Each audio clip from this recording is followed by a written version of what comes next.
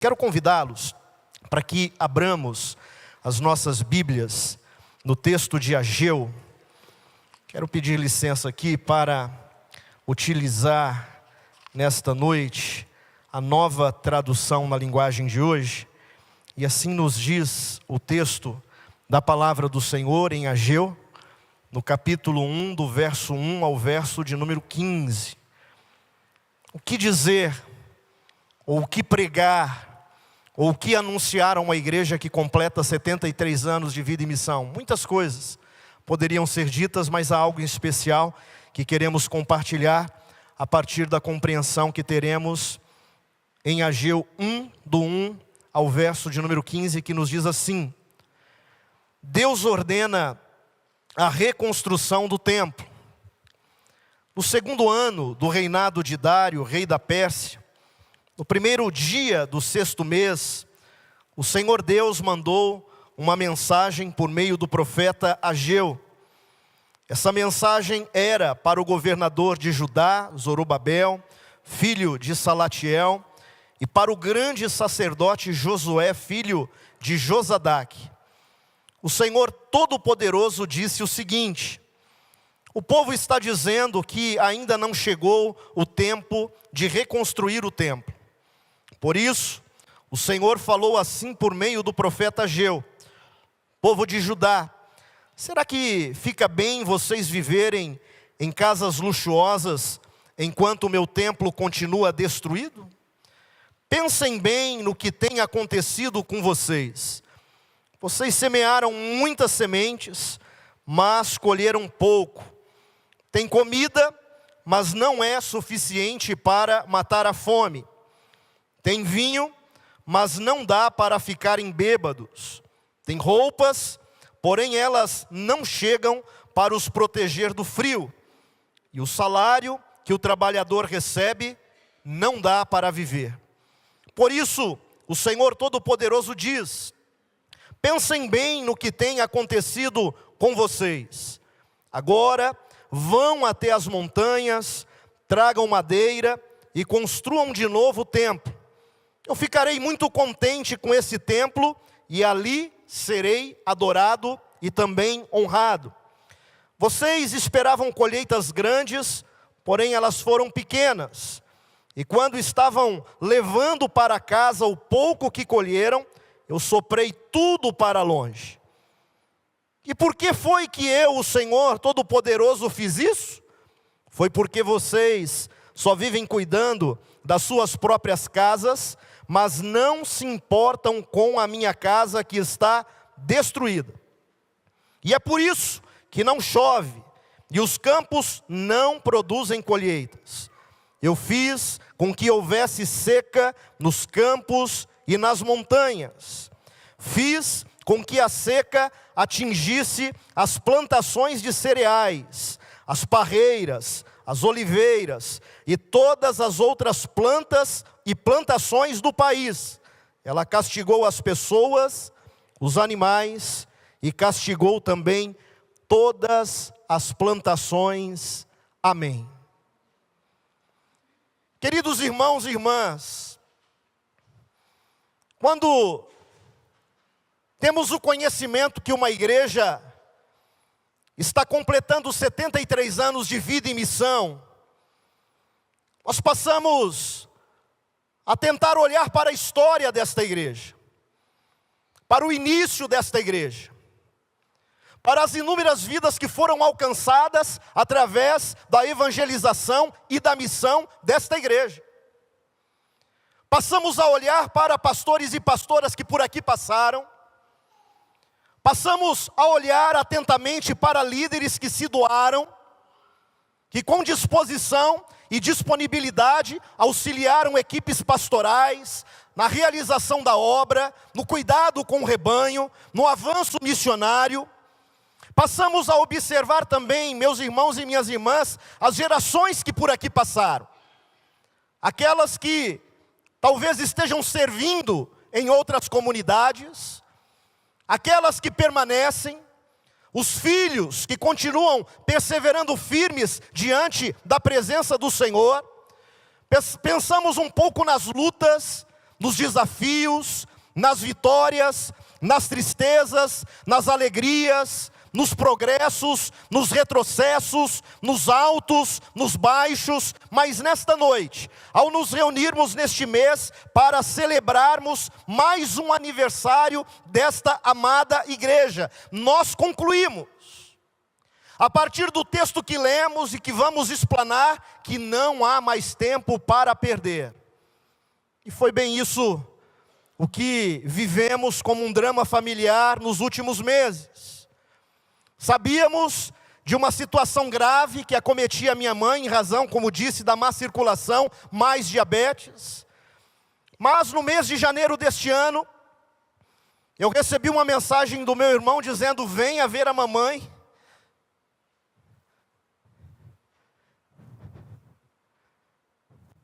Porque não sabemos quanto tempo Deus reserva para ela. E eu confesso, pastor, que não havia me programado para ir a Presidente Venceslau no mês de janeiro deste ano. Não estava Samuel muito disposto a enfrentar 606 quilômetros até chegar na casa dos meus pais. Mas como um homem sábio que pela graça de Deus eu sou, fui conversar com a minha esposa a partir do contato do meu irmão, e a Raquel não pensou duas vezes dizendo: você vai. Mas não tem mais, você vai. E a partir do posicionamento da minha esposa, eu consegui compreender que o contato do meu irmão, que a mensagem do meu irmão, que algumas fotos que ele havia me enviado através de uma única visualização, era um pedido de socorro. Em razão da enfermidade da mamãe, o meu irmão e o meu pai estavam esgotados, porque sempre procuraram fazer com excelência tudo para ela, nos cuidados, no dia a dia, no ouvir, no limpar, no alimentar. Procuraram fazer o máximo e procuraram fazer tudo com excelência, mas estavam entrando em um estágio de esgotamento, porque a mamãe já havia passado por 3 profissionais, 3 médicos vasculares, e os 3 haviam dito: houve necrose do pé, e agora nós queremos dizer que chegou o momento da amputação. E como uma mulher de fé que a mamãe sempre foi, como uma mulher de Deus que ela sempre foi, ela se posicionou dizendo: eu não vou optar pela amputação, porque eu creio que Deus tem o poder de curar, tem o poder de reverter o quadro. Chegamos em Presidente Venceslau, no final da primeira quinzena de janeiro, e encontrei a minha mãe, já bastante debilitada, já bastante envelhecida em razão do avanço da enfermidade. Nos abraçamos, choramos, e à medida em que os dias foram passando, eu fui me envolvendo naquele drama, naquela história, compreendendo o tamanho da dor da minha mãe, o tamanho da dor do meu pai, do meu irmão. E houve um momento em que o meu irmão disse: amanhã a médica do posto de saúde do bairro estará com a mamãe, eu quero que você esteja aqui junto com o papai para que nós possamos ouvi-la. A médica, de uma maneira muito educada e sensível, fez uma leitura dos exames, viu o quadro, percebeu a gravidade e disse: dona Nadir, não tem outro caminho a não ser a amputação. E a mamãe, resistindo, disse: mas eu tenho como ouvir mais uma opinião, porque se houver como ouvir mais uma opinião, eu quero ir até Presidente Prudente, ouvir a opinião de um médico que eu conheço. Ela disse: pode ir, mas o quadro é esse. Eu vou fazer uma carta, a senhora vai se internar na Santa Casa de Presidente Venceslau. Lá na Santa Casa eles vão encaminhar a senhora para o Hospital Regional em Presidente Prudente, e a senhora vai passar pela amputação. E como foi duro ouvir tudo aquilo. Como foi duro absolver tudo aquilo, processar tudo aquilo, compreender tudo aquilo. E depois que a médica saiu com as 2 enfermeiras, o meu irmão me chamou novamente no lugar em que a mamãe estava, e ficamos ali nós 4, minha mãe, meu pai, meu irmão e eu. E pela primeira vez desde a minha chegada, minha mãe quis saber a minha opinião a respeito do que ela deveria fazer. Eu disse: mamãe, Eu vou respeitar a decisão que a senhora tomar, seja ela qual for. Mas a minha opinião é que a senhora deve optar pela amputação. E ali eu fui voto vencido, porque o meu pai se posicionou contrário à amputação, o meu irmão se posicionou contrário à amputação, e a mamãe contrária à amputação. Voltei, depois de alguns dias, para São Paulo com o coração apertado, mas estávamos em oração. E depois de um mês em que eu havia estado com a mamãe lá em Presidente Venceslau, já dormindo, minha mãe há mais de 4 meses sentada, porque não havia a possibilidade de deitar, comendo muito pouco, enfraquecida, um quadro de anemia evidente, perda de apetite em razão do avanço da infecção. Eu recebo então um telefonema do meu irmão dizendo: a mamãe decidiu se internar.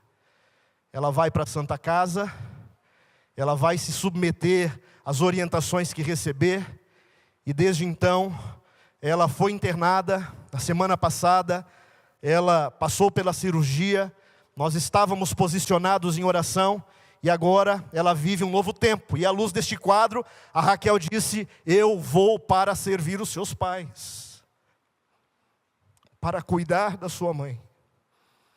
E com tudo isso, o mais tocante, pastor Daniel e queridos irmãos e irmãs, foi ouvir da boca da minha mãe, após a amputação, que ela não teve a sua fé abalada, que ela continua crendo que Deus tem o poder para todas as coisas, ela continua crendo que Deus tem o poder para curar, ela conseguiu enxergar a mão de Deus durante o processo cirúrgico, e agora, diante de um novo quadro e diante de um novo desafio, ela permanece firme na presença do Senhor, dizendo: nada mudou naquilo que eu penso a respeito do Deus que eu sirvo e que eu adoro. Eu continuo crendo que Ele é Deus na minha vida.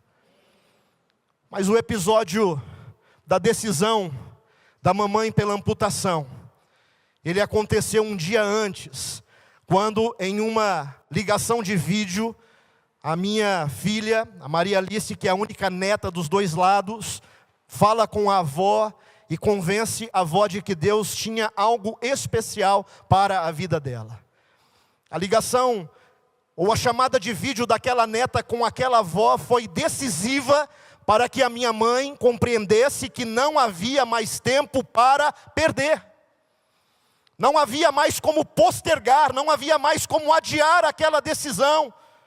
E ao olhar para a neta de 17 anos, ela foi tocada por Deus certamente, de que através de uma intervenção cirúrgica, ela teria a possibilidade de continuar vendo a sua neta crescendo, a sua neta se formando no ensino fundamental, a sua neta se formando no ensino médio, a sua neta entrando na faculdade, a sua neta namorando, a sua neta noivando, a sua neta se casando. E através daquela chamada de vídeo, a esperança da minha mãe foi retomada, foi consolidada, porque ela também viu a possibilidade, em aceitando a intervenção que lhe havia sido proposta, de que ela poderia inclusive desfrutar da possibilidade de ver os netos chegando. A mamãe, para a honra e glória do Senhor, no dia 24 do mês 6, vai completar 80 anos. E essa mulher que vai completar 80 anos, depois de ouvir os médicos, depois de ouvir os filhos, depois de ouvir o esposo, mas principalmente depois de ouvir a voz de Deus ecoando no seu coração, compreendeu que não havia mais tempo para perder. Não havia mais a necessidade de continuar adiando. Não havia mais a necessidade de continuar protelando. E quando nós nos reunimos nesta noite para celebrar mais um ano de vida e missão desta igreja, que está completando 73 anos, eu quero dizer a esta igreja vigorosa, a esta igreja viva que está diante de nós, que está diante do Senhor: não há mais tempo para perder. Não podemos escolher a quantidade de dias que vamos viver, mas eu e você podemos escolher como é que nós vamos viver cada um dos nossos dias, cada um dos próximos momentos da nossa vida. Mais importante do que a longevidade é a sabedoria que o Senhor multiplica sobre as nossas vidas. A morte é mais universal que a vida. Todo mundo morre, mas nem todo mundo vive. Disse Alan Sachs: não viva a vida apenas na sua extensão, mas irmãos e irmãs, vivam a vida também na sua profundidade. A igreja metodista em Itaberaba, nesta noite, está sendo chamada e desafiada por Deus a não viver mais a sua vida apenas na sua extensão, a não viver mais a sua vida nos montões de anos que Deus tem permitido que ela viva, mas o desejo de Deus para os próximos 73 anos, se Jesus não voltar, é que esta igreja continue vivendo a sua vida em toda a sua profundidade. Como é que nós temos lidado com o nosso tempo? Como é que nós temos lidado com a nossa vida? Como é que nós temos lidado com cada primavera que o Senhor tem acrescentado no curso da nossa existência? Geralmente nós começamos a pensar nisso mais tarde. Geralmente nós começamos a pensar nisso quando o ano vai se passando e quando nós vamos chegando ao fim. Talvez a gente comece a pensar nisso no alto dos nossos 60, 70, 80 ou 90. Você tem sentido que perdeu tempo nesse ano, nos 2 primeiros meses deste ano, com coisas que não aconteceram, porque você não soube lidar com ele? Não temos tempo a perder. Aceitar que o nosso tempo na terra é curto. Aceitar que o nosso tempo na terra é efêmero pode nos libertar para que possamos viver melhor e com mais profundidade diante da presença do nosso Deus. Pense comigo nesta noite e veja o valor do tempo. Para saber o valor de um ano, pergunte a um garoto que repetiu de ano no seu colégio. Para saber o valor de um mês, pergunte a uma mulher que teve a experiência de ter um filho ou uma filha prematuro ou prematura. Para saber o valor de uma semana, pergunte a um editor de um jornal semanal. Para saber o valor de um dia, pergunte a uma diarista que arduamente tem esse tempo para fazer uma faxina geral em uma única casa e em um único dia. Para saber o valor de uma hora, querido irmão, irmã, pergunte aos noivos que não veem o momento de se encontrar para o casamento. Para saber o valor de um minuto, pergunte a alguém que acabou de perder o seu voo e que, por extensão e consequência, perdeu também compromissos que havia assumido em um outro lugar. Para saber o valor de um segundo, pergunte a uma pessoa que tentou entrar ou tentou evitar um acidente de trânsito. E nós tivemos aqui o testemunho da nossa irmã. Pergunte a ela o valor de um minuto. Pergunte a ela o valor de alguns segundos diante de um acidente que foi evitado, porque houve intervenção de Deus. Aos seus anjos, diz a palavra, o Senhor dará ordens ao teu respeito. Para saber o valor de um milésimo de segundo, perguntemos a um atleta que ganhou uma medalha de prata nas Olimpíadas. Hoje, durante os próximos minutos, em que estaremos juntos, pela graça e misericórdia de Deus, queremos falar um pouco a respeito do livro de Ageu. Talvez um livro não muito lido, talvez um livro não muito pregado, talvez um livro que não tenha sido objeto de um estudo sistemático e mais aprofundado. Talvez um livro que nós não tenhamos muito hábito em utilizá-lo ou em lê-lo. Mas é um livro, meus irmãos e minhas irmãs, de uma riqueza espiritual fantástica. É um livro singular no Antigo Testamento, por sua data, por sua autoria, por seu significado. Os estudiosos valorizam o livro de Ageu, e tudo começa a acontecer aqui no segundo ano do reinado de Dário Estaspes, aproximadamente em 522 a.C. E é nesse contexto que Ageu teve o ministério mais eficiente de todo o Antigo Testamento. Em apenas 4 meses, Ageu despertou o povo de Judá, que estava enfrentando e vivendo uma letargia espiritual, apatia espiritual, indiferença com aquilo que era sagrado, indiferença com aquilo que era relevante, indiferença com aquilo que era indispensável para as suas vidas. E é exatamente neste contexto de letargia espiritual que nós encontramos Ageu persuadindo o povo a completar o templo em 12 de março de 515 a.C. Pouco se sabe sobre o profeta Ageu. O nome Ageu, do hebraico Hagai, parece se relacionar à palavra hebraica Hag, que significa festa ou também festival. E muito provavelmente Ageu foi um dos poucos idosos que havia visto o templo de Salomão e havia sobrevivido ao exílio devido à sua referência em Ageu 2:3, que nos diz assim: quem de vocês viu este templo em seu primeiro esplendor? Comparado com ele, não é como nada aquilo que vocês estão visualizando e contemplando agora?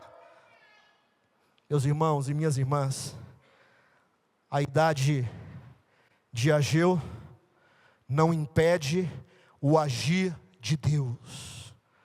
A idade de Ageu não impede a revelação de Deus. A idade de Ageu não impede a ação do Espírito de Deus sobre a vida dele. Mas nós compreendemos que a nossa desobediência e a nossa incredulidade pode sim adiar a manifestação do favor de Deus no nosso meio. Deus está à procura dos obedientes, para que o tempo se curve diante de sua glória revelada. Ao completarmos 73 anos nesta noite, Deus está à procura de homens obedientes e de mulheres obedientes, para que o tempo se curve diante da revelação de sua glória neste lugar e no seu dia a dia e na sua casa e por todos os lugares por onde você passar. O que temos aqui é o contexto histórico sobre o qual Ageu viveu, e é um contexto histórico que se encaixa perfeitamente na história que foi fornecida e registrada pelo livro de Esdras. Após a empolgação com a volta da Babilônia, após um momento de assolamento na Judéia, nós temos aqui o povo de Israel entrando em um ciclo de desânimo que durou por 15 anos.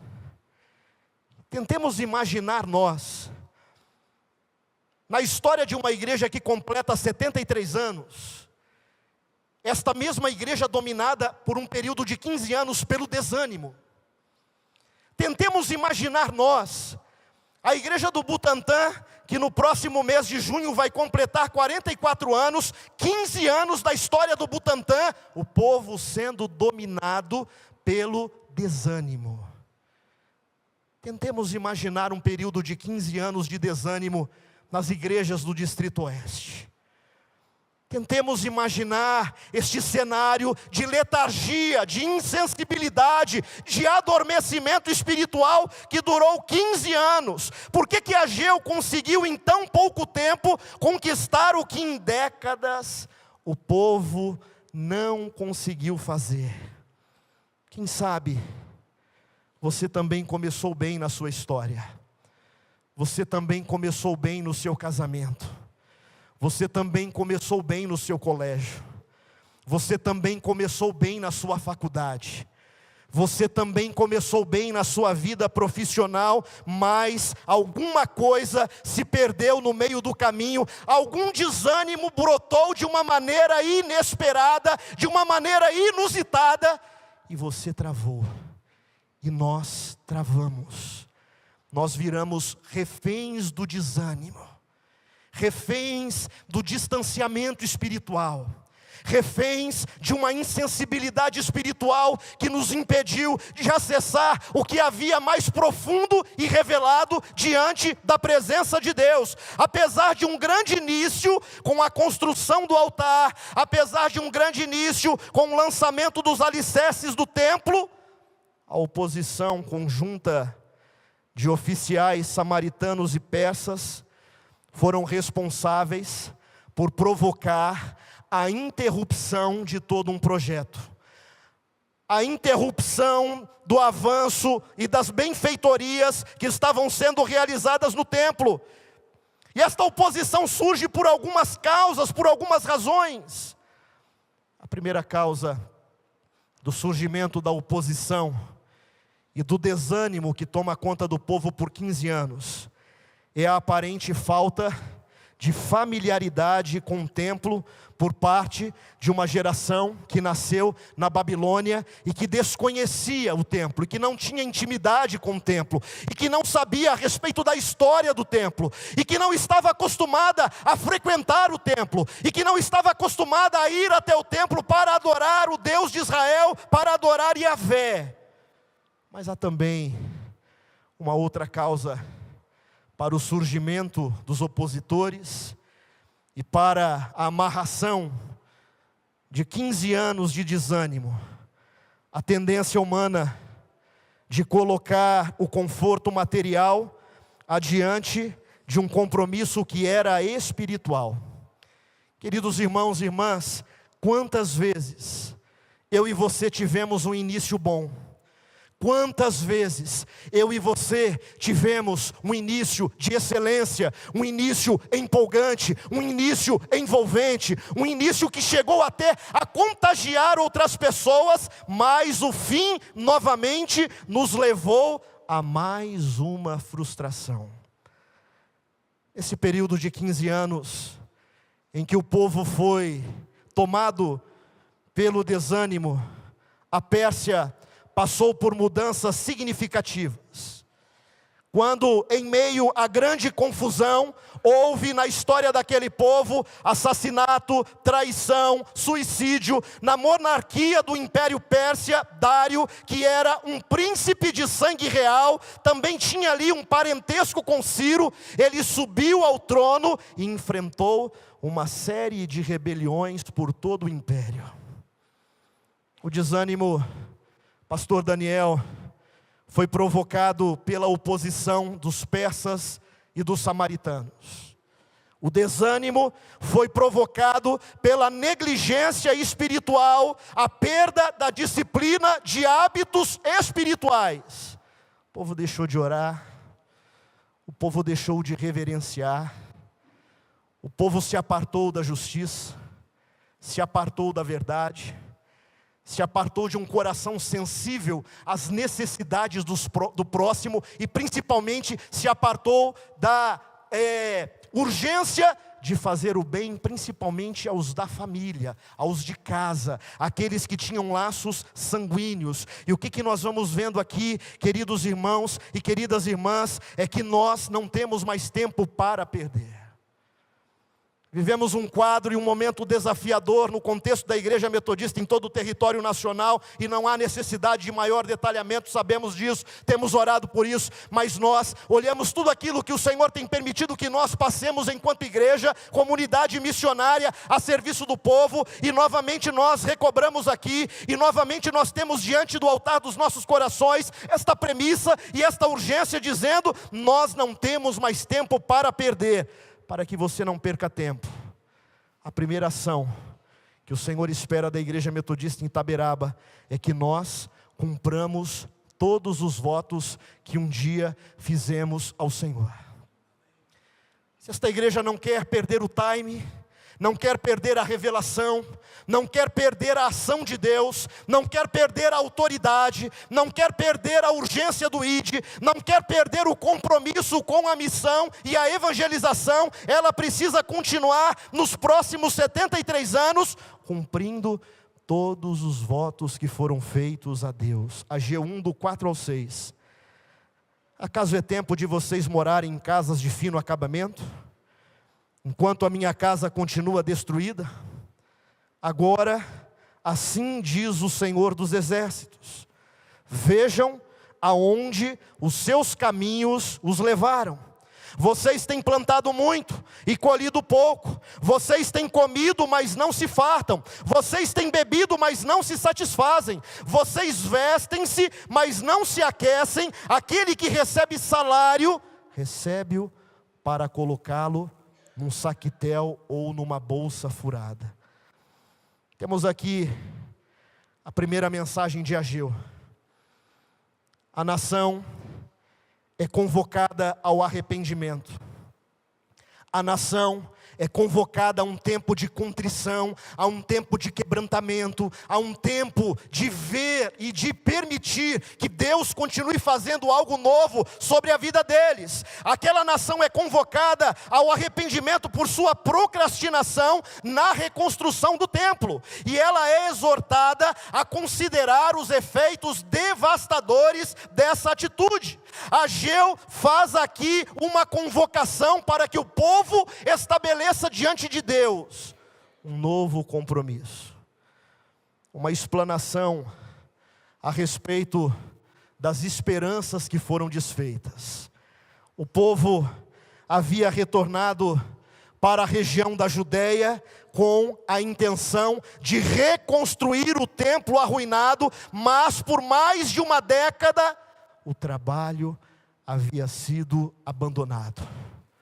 Quem volta do exílio com o encargo, com o desafio, com a missão de reconstruir o templo, agora interrompe a reconstrução do templo por um período de 10 anos. Durante 10 anos, o trabalho estava abandonado. Há quanto tempo está abandonado o projeto de Deus na sua vida, querido irmão e querida irmã?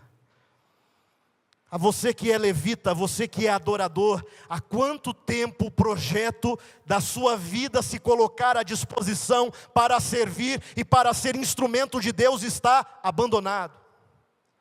A você que foi chamado para compor as fileiras da intercessão na vida desta igreja, há quanto tempo este projeto de Deus trazer você de volta para assumir um papel estratégico, suportando esta igreja através da intercessão, há quanto tempo este projeto está abandonado?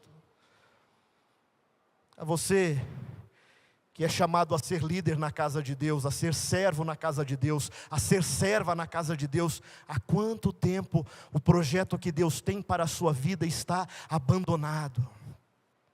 A você que tem um chamado, uma vocação para se preparar, para ser sacado no meio do rebanho, para se preparar para ser pastor e pastora do rebanho. Há quanto tempo este projeto de Deus, que diz respeito à sua vocação, está abandonado, querido irmão e querida irmã?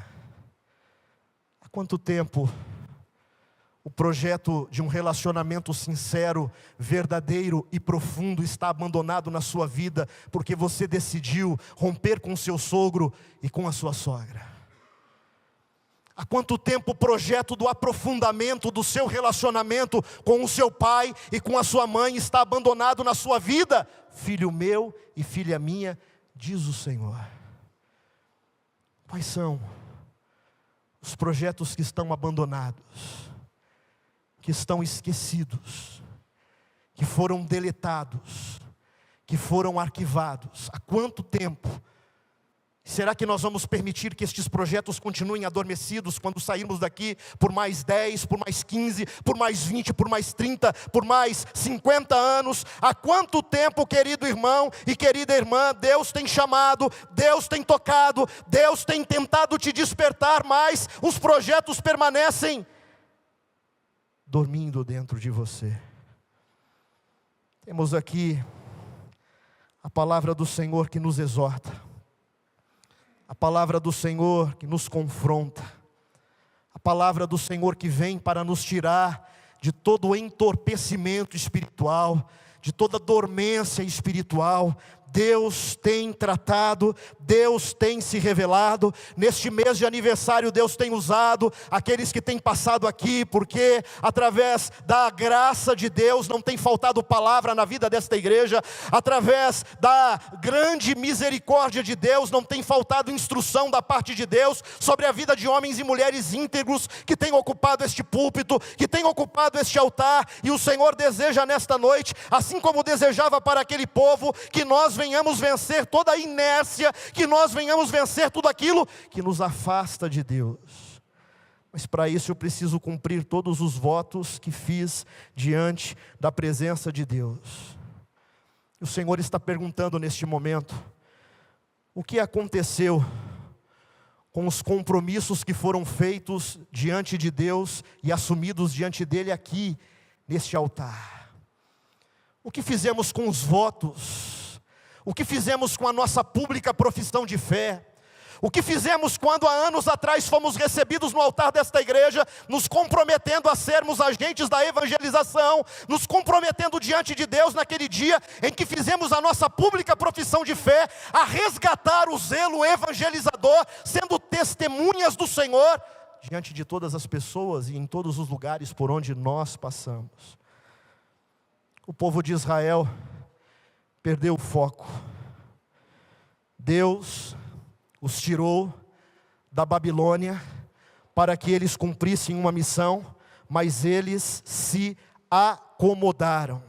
Hoje é dia de recuperarmos o foco no nome de Jesus. Não há conquista sem foco. Não haverão mais 73 anos acrescentados pelo Senhor na vida e missão desta igreja se nós não recuperarmos o foco. Não existem conquistas sem o foco. Por isso, por causa de vocês, Ageu 1:10, o céu reteu o orvalho e a terra deixou de dar o seu fruto.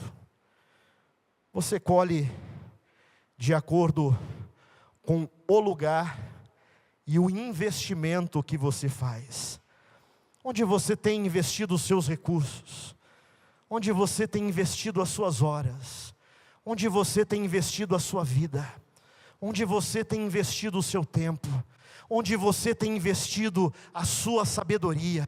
Onde você tem investido a sua força? Onde você tem investido cada segundo da sua vida, querido irmão e querida irmã? Prosperidade não é a quantidade de recursos que eu possuo. Cumpriu. Aonde os seus caminhos têm te levado? Deus, nesta noite, leva a sério a palavra que você deu a Ele. Deus leva a sério a sua confirmação do pacto batismal que você recebeu na infância e que um dia você confirmou diante deste altar. Deus leva a sério os votos e os compromissos que você assumiu diante do teu altar no dia em que você contraiu o seu matrimônio, diante da presença dos celebrantes, diante da presença dos padrinhos, diante da presença das madrinhas e diante da presença dos convidados. A cena mais linda que eu vi há alguns dias atrás foi na véspera da cirurgia da mamãe. Papai e o Ender foram visitar a mamãe. Ela estava sendo preparada para a cirurgia e o meu irmão me manda uma foto do meu pai, quase que debruçado sobre a maca da mamãe. E aí, imediatamente, eu me lembrei de um quadro lindo que foi registrado, uma foto linda que foi registrada e virou quadro, que está em um dos quartos da casa dos meus pais no dia do casamento. E eu fiz uma arte, né? A IA fez a arte para a gente, eu mandei para o meu irmão, a foto do meu pai quase que debruçado sobre a maca da mamãe, e logo embaixo a foto do dia em que eles se casaram. E eu me lembrei do voto, ou de um dos votos que eles fizeram quando se casaram, e eu disse: na saúde e na doença. O que temos feito com os nossos votos? Votos que fizemos com Deus em acampamentos e retiros espirituais, que o céu desceu sobre aquele lugar, que o céu desceu sobre aquele ambiente, e que houve o derramar do Espírito Santo, e que vocês foram tocados, e que nós fomos tocados. Votos que assumimos diante da presença de Deus, e na presença de Deus, quando participamos de retiros espirituais, quando participamos de cultos que foram extremamente espirituais, e Deus se moveu neste lugar. O que fizemos com esses votos, queridos irmãos e irmãs? Nestes 73 anos de vida e missão, Deus continua dizendo a todos nós que Ele leva a sério a palavra que nós demos a Ele. Para que você não perca o foco, mantenha o foco na gratidão diante daquilo que o Pai já lhe entregou. Nós poderíamos ler, mas não vamos ler em razão do adiantado da hora, Ageu 2, do 3 ao 6. E nós encontramos aqui em Ageu 2, do 3 ao 6, uma segunda mensagem de Ageu. A nação de Israel é reencorajada a reconstruir o templo à luz da presença de Deus em seu meio e de suas promessas de glória futura que virá sobre o templo. A coragem é a expectativa vitoriosa sobre grandes batalhas. E esta coragem, que é a expectativa vitoriosa sobre grandes batalhas, é uma coragem provocada por Deus, é uma coragem iniciada por Deus, é uma coragem estartada por Deus. O povo de Israel estava trabalhando há quase 2 meses, quando Ageu recebeu outra mensagem, e o povo precisava aqui ser reencorajado. O templo do pós-exílio não se comparava em tamanho ou beleza com o templo de Salomão que Nabucodonosor destruiu. Meus irmãos e minhas irmãs, as suas conquistas do passado ficarão pequenas diante da grandeza do futuro que Deus preparou para a sua vida. O povo precisava aqui ser encorajado, porque o remanescente que havia regressado à terra era um remanescente muito pobre. Como poderiam construir? Como poderiam decorar o templo? Como poderiam deixar o templo digno do Senhor, se o povo que estava retornando do Egito, do exílio, era um povo muito pobre? Mas como que isso pode acontecer? Mas como que isso vai acontecer? O povo que está regressando do exílio era um povo muito pobre, e o templo precisava ser reconstruído, o templo precisava ser ornamentado, o templo precisava ser preparado. Queridos e queridas, a nossa parte é confiar, e a parte de Deus é fazer o impossível. É impossível, mas Deus continua sendo Deus, e Ele continua podendo todas as coisas. A palavra trazida pelo profeta Ageu era de que a coragem para conquistar viria do próprio Deus. Deus te entregou um sonho grande demais para você conquistar, mas pequeno demais para Ele realizar. De uma vez por todas, precisamos reconhecer diante de Deus as nossas limitações, sem entrar em depressão, sem entrarmos em pânico. Ageu 2:9 nos diz: a glória desta última casa será maior do que a da primeira, diz o Senhor dos Exércitos, e neste lugar darei a paz, diz o Senhor dos Exércitos. Deus não está te reconstruindo, Ele está apenas ampliando você, Ele está apenas ampliando o seu coração, Ele está apenas ampliando a sua fé. A restauração das suas ruínas serão o pavimento para a manifestação de uma glória ainda muito maior. Para que você não perca tempo, busque continuamente a santidade e a intimidade. Ageu 2,14. Então disse Ageu: é o que acontece com este povo, é o que acontece com esta nação, declara o Senhor. Tudo o que fazem e tudo o que eles me oferecem é impuro. E aqui nós temos a terceira mensagem de Ageu. A nação de Israel é exortada a reconstruir o templo como uma expressão de consagração interior que trará aquelas bênçãos de que vinham sendo privados por sua apatia espiritual.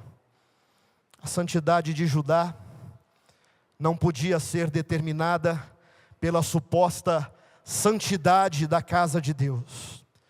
Era necessária a obediência, era necessário o foco em Deus, e não basta se conectar, não basta assistir à celebração, não basta participar de um grupo pequeno, não basta apenas participar de um grupo de discipulado, é necessário termos uma vida que agrade a Deus. Não basta apenas dizimar e ofertar, é necessário ter uma vida que agrada a Deus. Não é necessário apenas ser presbítero da igreja, é necessário agradar a Deus. Não é necessário apenas ser aluno de uma das classes da escola dominical, não é necessário compor o corpo docente de uma escola dominical, é necessário agradar a Deus. Deus não recebe sacrifícios impuros. Não adiantava ofertar e ir ao templo. Era necessário ter o coração obediente e consagrado a Deus. O que valida a obediência da membresia, o que valida a obediência do rebanho da igreja metodista aqui em Itaberaba, é a consagração que Deus haverá de verificar no coração de cada um. Antes do exílio, o povo de Deus pensava que pelo menos Jerusalém era uma cidade segura. Era uma cidade em que os invasores teriam dificuldade em acessar. O povo de Deus, antes do exílio, pensava que Jerusalém era o lugar mais seguro da terra, porque era o lugar em que o templo de Deus se encontrava, era o lugar em que o templo de Deus havia sido levantado. Entretanto, nos diz a palavra e a história, que os babilônios vieram, saquearam a cidade, mataram as mulheres e as crianças, e também destruíram o templo. Estar na igreja por religiosidade é estar no lugar certo, mas com as expectativas erradas. Este lugar é qualquer lugar sem a presença de Deus. Este templo é qualquer lugar sem a presença de Deus. Aliás, o que nós mais sabemos, que as construtoras estão em busca, eu não sei como anda a especulação imobiliária aqui em Itaberaba, aqui na Zona Oeste, mas os 4 anos em que nós passamos ali por Campo Belo, era uma loucura, toda semana havia uma proposta de construtora. Mas isso nos faz lembrar, queridos irmãos e irmãs, é muito bom estar aqui nesta noite, é muito bom cultuar nesta noite, é muito bom adorar o nome do Senhor nesta noite, é muito bom ser edificado pelos testemunhos nesta noite, é muito bom ouvir o coral nesta noite. Mas este lugar sem a presença de Deus é qualquer outro lugar, queridos irmãos e irmãs. O que na verdade consolida a esperança dos pastores, consolida a esperança da liderança e consolida a esperança presente no coração do rebanho aqui presente, é que Deus de fato está presente neste lugar. A glória de Deus tem se manifestado neste lugar, e que esta glória continue se manifestando nos próximos anos, que esta glória continue se manifestando até a volta de Jesus, que o culto que temos prestado ao Senhor continue subindo como aroma, incenso agradável, atingindo e envolvendo em todos os momentos o coração de Deus. Intimidade pressupõe santidade, pressupõe autoridade, pressupõe conquista. A obediência em construir e a disposição em colocar Deus em primeiro lugar fez com que o Senhor concedesse bênçãos incontáveis e imerecidas sobre aquele povo, queridos irmãos e irmãs, preparem-se para um tempo ainda maior de colheita e de bênçãos neste lugar, para que o nome do Senhor continue sendo glorificado. Prepare-se para um tempo de colheita e de bênção de hoje em diante, e continue recebendo em nome de Jesus. Mantenha o seu foco em Jesus Cristo. Eu concluo a mensagem citando Ageu 2, do 22 ao 23. Derrubarei tronos, destruirei o poder dos reinos estrangeiros, livrarei os carros e os seus condutores, virarei os cavalos e os seus cavaleiros cairão, cada um pela espada do seu companheiro. Naquele dia, declara o Senhor dos exércitos, eu o tomarei, meu servo Zorobabel, filho de Sealtiel, declara o Senhor, e farei de você um anel de selar, porque eu tenho escolhido, declara o Senhor dos exércitos. E aqui nós temos a quarta e última mensagem de Ageu. A bênção futura e a primazia de Israel, por meio da descendência de Zorobabel, encorajam o líder em seu programa de reconstrução do templo. O que temos aqui, meus irmãos e irmãs, é Ageu trazendo a mensagem escatológica de que um dia a terra será abalada e o reino será governado por Jesus, o filho maior de Davi. Ageu, em sua última mensagem, fala sobre o que Jesus é. Em sua última mensagem, Ageu está dizendo que é tudo sobre Jesus, é tudo sobre Ele. A mensagem de Ageu, a última mensagem de Ageu, a quarta mensagem de Ageu, nos únicos 2 capítulos de seu livro, não é nada sobre a primeira vinda, mas é tudo sobre a segunda vinda de Cristo. Na primeira vinda, Jesus veio como servo redentor humilhado. Na segunda vinda, Jesus virá como rei exaltado. Filipenses 2, do 9 ao 11. Por isso Deus o exaltou à mais alta posição e lhe deu o nome que está acima de todo nome, para que ao nome de Jesus se dobre todo o joelho, no céu, na terra e debaixo da terra, e toda língua confesse que Jesus Cristo é o Senhor, para a glória de Deus Pai. E por último, Apocalipse 22, 20. Aquele que dá testemunho destas coisas diz: sim, venho em breve. Amém. Vem, Senhor Jesus. Igreja Metodista em Itaberaba, o Rei está voltando. Jesus está voltando. Não há mais tempo para perder. A respeito daquele dia, nem o Filho do Homem o sabe, que dia será, mas apenas o Pai que o enviará a esta terra. Importa-nos santificarmos as nossas vidas, continuarmos abraçando a justiça e a verdade, para que no dia em que o Senhor vier para buscar a sua santa igreja, nós não sejamos deixados para trás, mas sejamos transportados e possamos então, após a ressurreição daqueles que dormem em Cristo Jesus, nos encontrarmos com Ele nos ares e sermos levados para vivermos para sempre diante da presença do Deus que é Pai, Filho e Espírito Santo. Eu não sei se daqui 73 anos a Igreja Metodista aqui em Itaberaba estará aqui, se daqui a 44 anos a Igreja Metodista no Butantã estará lá, se daqui a 50 ou 100 anos outras comunidades de fé e serviço estarão no lugar em que elas estão hoje. Mas o importante é que nós estejamos preparados para este tempo do retorno eminente de nosso Senhor e Salvador Jesus Cristo. Eu quero orar com você, quero convidar por gentileza você a se colocar em pé no lugar em que você se encontra, para que possamos orar no nome de Jesus. Assim como a minha mãe compreendeu a partir do toque do Espírito de que não havia mais tempo a perder, de que ela precisava tomar uma decisão, e assim como ela tomou uma decisão, que nós também possamos compreender a partir do toque do Espírito Santo de Deus, que não dá para adiar mais, não dá para postergar mais. Este é o dia e o tempo que se chama hoje. Meu irmão, minha irmã, se você ainda não entregou a sua vida a Cristo, o faça nesta noite no nome de Jesus. Se você já teve um encontro com Cristo há anos atrás, há meses atrás, mas por várias razões se afastou, este é o tempo de você se reconciliar com o Senhor em nome de Jesus. Não dá mais para adiar, não dá mais para postergar, nós precisamos agir, porque o Rei está voltando.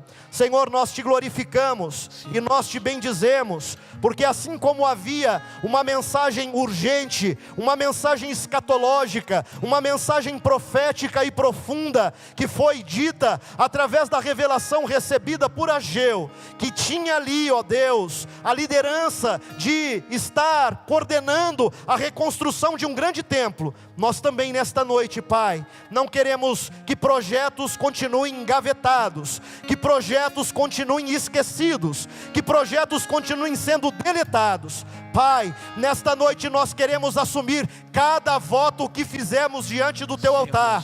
Não foi um voto de tolo, não foi um voto de tola, foi o voto de um coração quebrantado, através da ação do Teu Espírito, naquele momento de apelo, naquele momento de chamada até o altar. E nesta noite, Pai, queremos em nome de Jesus honrar todos os votos que um dia fizemos diante de Tua presença, todas as promessas que em oração um dia assumimos diante do Teu altar.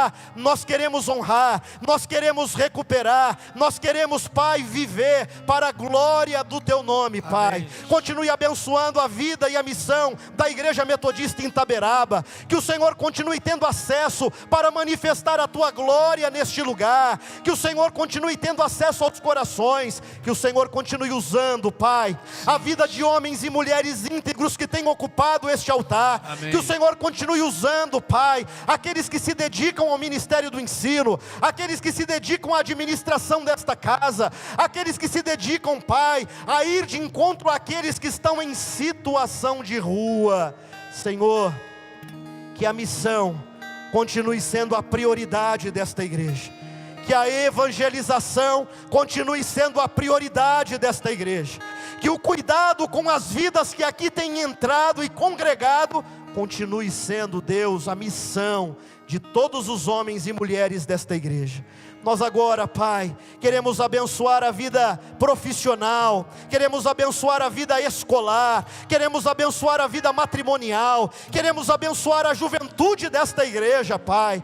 Que a juventude desta igreja continue sendo intrépida no nome de Jesus, que a juventude desta igreja continue se aprofundando na comunhão, que a juventude desta igreja continue sendo esticada pelo Senhor, que a juventude desta igreja continue, Pai, se abrindo para novas e extraordinárias e inéditas experiências com o Senhor.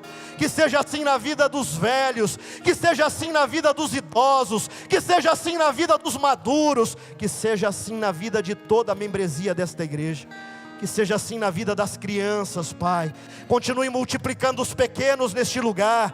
Continue abençoando aqueles que desejam a experiência com a paternidade, a experiência com a maternidade. Abençoe, Pai, aqueles e aquelas que querem o primeiro filho ou a primeira filha, aqueles que querem outros filhos ou outras filhas. Que haja fertilidade na madre, que haja fertilidade na fecundação, no encontro daquele espermatozoide com aquele óvulo, Pai. Continue multiplicando, Senhor, que da multidão dos que creram neste lugar, dia a dia, o Senhor continue acrescentando os que vão sendo salvos. Obrigado também pela memória, pela história e pelo legado daqueles que já passaram por aqui, daqueles que já viveram aqui a liderança, daqueles que já exerceram aqui o pastorado. Obrigado por cada história, obrigado por cada avanço, obrigado por cada superação, obrigado por cada luta, obrigado por cada desafio, obrigado, Senhor, por cada tristeza, obrigado por tudo que o Senhor tem feito e continuará fazendo na vida, na missão e na história da Igreja Metodista em Itaberaba. Nós abençoamos, Pai, o ministério do pastor Daniel e da Roseli, abençoamos os auxiliadores, abençoamos a equipe, abençoamos os trabalhadores, abençoamos os intercessores, abençoamos o coral desta igreja, abençoamos os músicos desta igreja, abençoamos os adoradores desta igreja, abençoamos os recepcionistas desta igreja, abençoamos cada servo e cada serva que trabalha nos bastidores, que faz parte de uma grande equipe, a equipe de homens e mulheres que querem aqui serem, Pai, promotores de um novo tempo para a glória do Senhor.